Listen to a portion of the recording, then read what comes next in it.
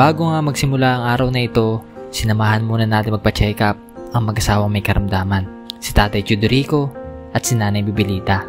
Dahil sa kahirapan, hindi na nila magawang magpa-check up sa ospital. Kaya si Tatay Chudorico kinakabahan dahil ngayon lang niya ipapa-check up ang tenga niya, na halos taon na rin itong nagkaroon ng problema. Sa pagtingin nga ng doktor ay nagulat kami sa aming nakita. Butas na ang eardrum nito, dahilan kung bakit hindi na gaanong makadinig ito.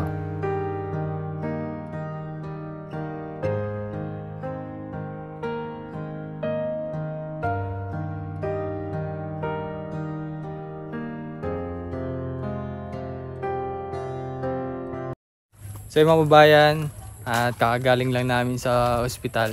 Yan nga, pina-check up si Nanay Bibilita at si Tatay Chudorico.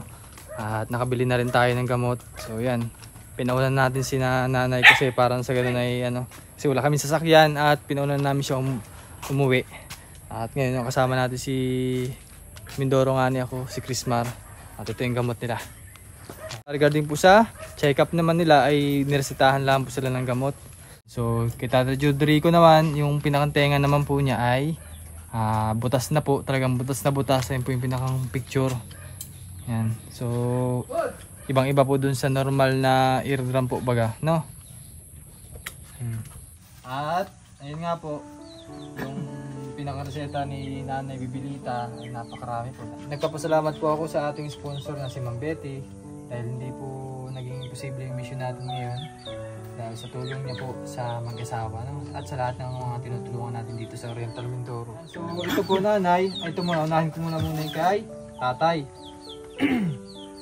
So may reseta si Doc na para sa tenga po, kasi regarding naman po sa tenga nila kay Chudorico ay namamasa-masa daw po. So bali siguro gawa na rin infection, no? At binigyan siya ng reseta. Ito nanay, bigay ko na sa ito para may copy kayo, no? Kung nababasa niyo naman po siguro, babasa niyo lamang sa nakakakita pa, no? Baka malabo ng mata ni nanay. 2 times a day, 2 drops, tapos for 7 days. Ito po, 7 days. 7 days. 2 drops po, no? 7 araw. Oo, sa 7 araw. So, niresetahan na lamang po siya ng for 7 days kasi pinapabalik si Nanay Bibilita sa ospital para sa follow-up check-up.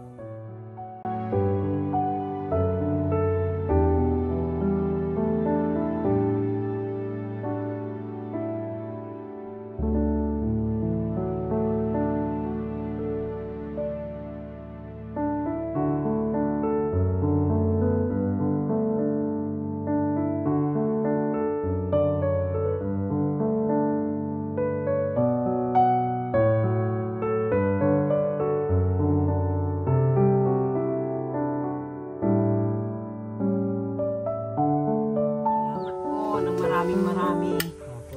At kung hindi sa inyo ay hindi ako makapagpagamot. Kaya ako nagpapasalamat ng maraming salamat. Ay, talagang kami nagpapasalamat. Talagang Okay lang pabalas kayo nung pumunta ng ospital? Kailangan kami. kailan daw nagpunta ka na sa ospital? Kayo po, kayo. Ako. Kayo. Hindi pa po ako napunta. Sa center po lang. Mga yung mga parang libre check-up. Masaya ba kayo nanay? Masaya po at nabigyan ng gamot. Maraming gamot. Siguro naman po ay sana'y bago ko maubusin ay magaling na para makalakad ng maayos. Kasi sa sunod naman po blood chem at x-ray, yung susunod na papagawa ko sa inyo, no? Sa 11. Yan. Yan. So yun nga po, itanong po ako nanay. Ano ba itong bahay ninyo? Kanino ba ito? Doon po sa anak itong babae. Sa babae? Oo. Ay nasa sa Baliti. Yan nakatira. Yan, taga-anak ko. Tagaraw ng asawa niya. Pero yung nakasarili po. Yun po. Ito talaga? Sa inyo talaga yan? Yung lupa sa inyo din?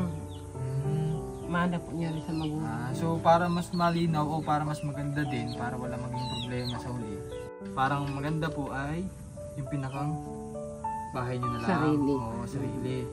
Na sakali mang ipapaayos namin, ay bibigyan na lang kaysa naman po din na Ito po ay baka mismo. kuhain ng anak ko.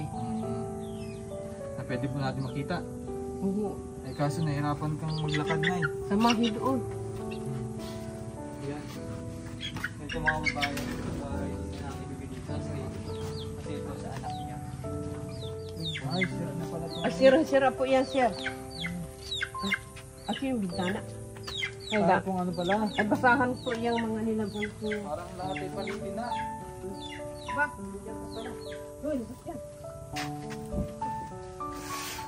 Ang galing. Parang halos lahat ay palitin na, no? Sira-siraan na. Talagang ano. Hindi na pala ano yan. Ito din, no? Natabing-tabingan ko lang yung mga karton. Siguro at ano, mas maganda din ay papatingnan natin kay Tate rin eh. Oo, kung Yung pwede pa gagawa baga. ng bahay. Kasi hindi natin alam yung mga materyales kung pwede pang gamitin.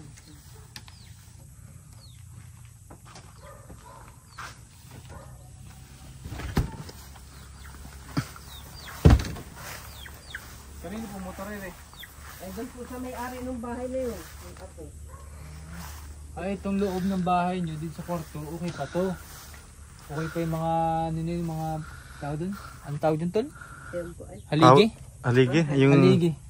haligi. Poste. Oo, okay pa yung poste. Sige daw, pasukin daw. Pinasok namin ang bahay ni Nanay Bibilita. Oh, yun pala yung bahay Para na pag yun. nauwi yung mga anak at pag nag-birthday kami, nag-uwian lahat. Ay walang matulugan. Ayun po sana plano ninyo. Opo.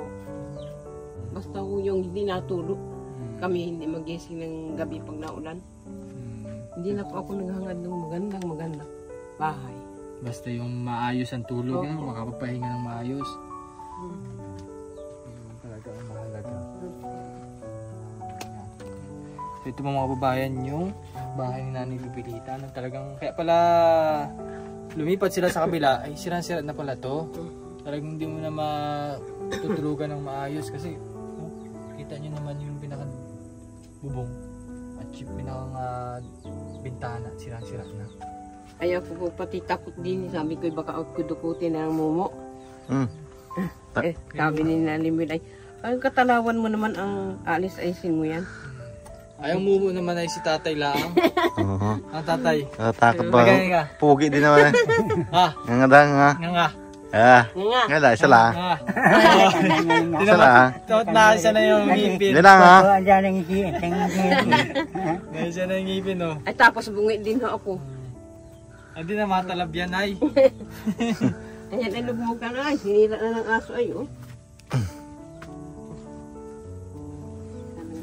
Nanggat-yagaan lang at talagang wala ay. Parang naging budiga na rin lang ati. Oo. Ano, nagatulo-tulo na. Hindi naari yung... Ay tulog-tulog na yan. Kaya ano ho na lang, mga damit ko. Mga damit ng may-ari ng bahay ng kabila ng damdam.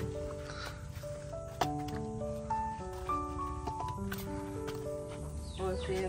Ay, may babakan pa sa Nabaon din naman ay. Gabala po kayo. Hindi ho. Saan po galing? Mahagya na yan. Saan po galing, nay?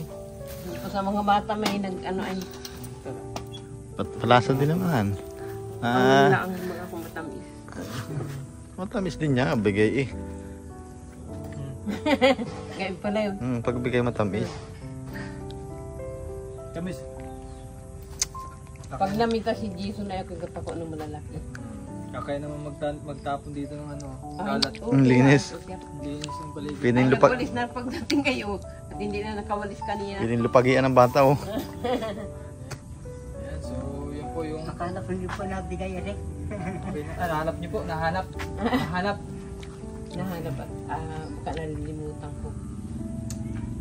Yun, so mga babayan, dito po yung update natin kay Nanay Bibilita at Tatay Juderico, ano? So, yun nga. At dahil din sa ating sponsor na si Ma'am Betty, napacheck up natin sila. At awa naman ng ating Panginoon ay okay naman at nabili po yung mga kakailangan nilang gamot. Sana naman po ay gumaling na. Parang imposible po nanay basta ano, uminom lang sa tamang oras, no? Oo. Ayan, sa mga nais po na magpatid ng tulong para kay Nanay Maraming salamat po sa lahat ng tumulong. Sana po'y marami pa ninyong matulungan tulad namin. Ang dahil pong gamot, siguro naman ay maigi na bago maubos. For 7 days lang, baka mamay pagsabay-sabay mo na nawa siya. Hindi mapabasa po doon. Sige po. At Pwede nagpapatakan ito ngayon. pwede na po. Mamaya, ako, gabi. Sige po mga babayan, maraming salamat po sa inyo. Salamat po ng marami. Kay Ma'am Betty, marami po salamat. At ako'y natulungan po ang dami pong gamot. Sana naman po magaling na ito bago maubos ko yung gamot. Salamat po talaga ng marami. Sa lahat po ng tumulong. Kay Sir Renz po, lahat siya nagpunta din eh. Maraming salamat. Kay ano din po, Tangi. Chrismar. Kay Chrismar. Christmas. Huwag nang tawagin sa alias. Ay, tamo. Kay Chrismar. Hindi ko alam ang pangalan. Chrismar, napakaganda. Ah, ang ganda para. Ayan, sige po. Sige po, salamat po. Bye-bye po, Bye-bye. bye-bye. Bye-bye. Bye-bye. Salamat din pala sa ating videographer na si Mindoro nga niya. Kapag i-follow po ng page niya. Ayan po yung page niya. Thank you. Salamat po. Salamat po. Peace out. Peace out.